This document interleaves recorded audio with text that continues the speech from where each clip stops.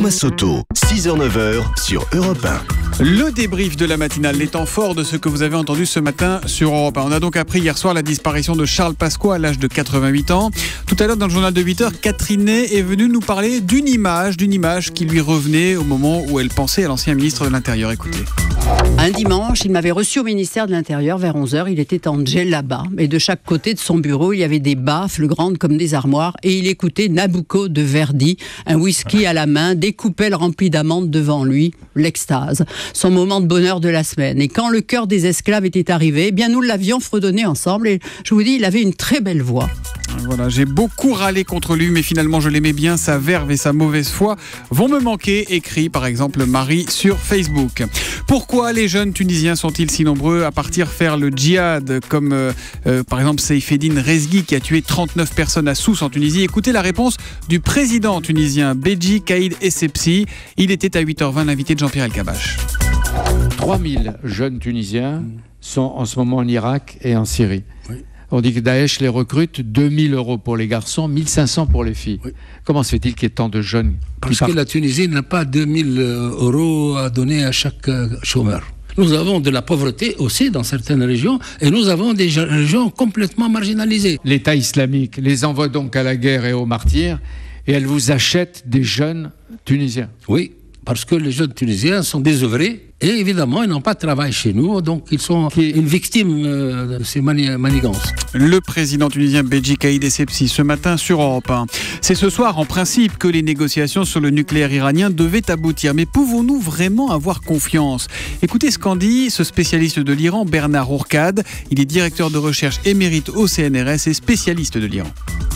Je n'ai confiance en personne, ni aux États-Unis, qui sont nos amis qui nous écoutent, ni aux Allemands, ni aux Français. La politique, c'est une question de rapport de force. Et le rapport de force fait qu'actuellement, l'Iran est en train de vouloir rentrer dans la course internationale. C'est ça le point important.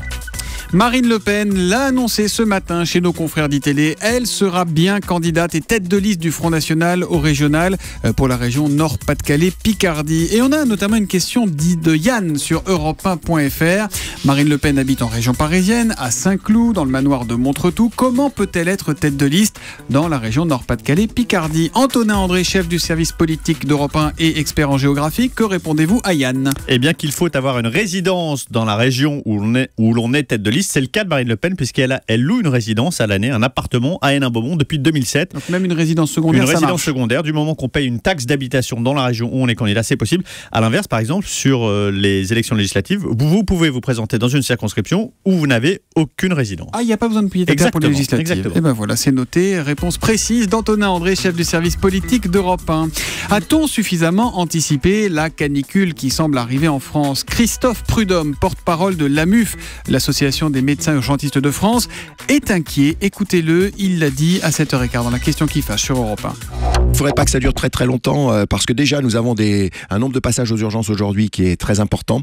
Donc il est clair que toute augmentation de quelques pourcents, vous savez aujourd'hui une augmentation de 5%, 5-10% de passages aux urgences et là le système est au bord de la rupture. Et ça mettrait des vies en danger, vous pensez? Vous savez que quand vous attendez au-delà du temps normal aux urgences, il y a une surmortalité de 30%. Ouais, et puis il y a un numéro d'information, canicule info service mis à disposition de tous, le 0800 06 66 66, 0800 06 66 66, numéro gratuit depuis un téléphone fixe et que vous retrouvez sur Twitter avec le hashtag un matin ou sur notre site europe1.fr. Et puis les animaux, eux aussi ont et vont avoir très chaud. Notre reporter François Coulon, qui ne recule devant rien, s'est donc rendu dans un zoo du Calvados.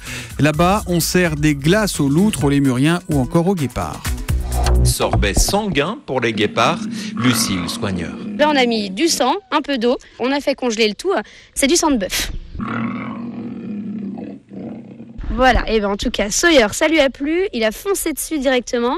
C'est censé leur faire du bien, c'est censé les rafraîchir. Première petite léchouille, c'est la première fois qu'ils voient un sorbet. Voilà, pour poser vos questions. Ça vous fait rire? Petit sorbet au sang. Un petit sorbet.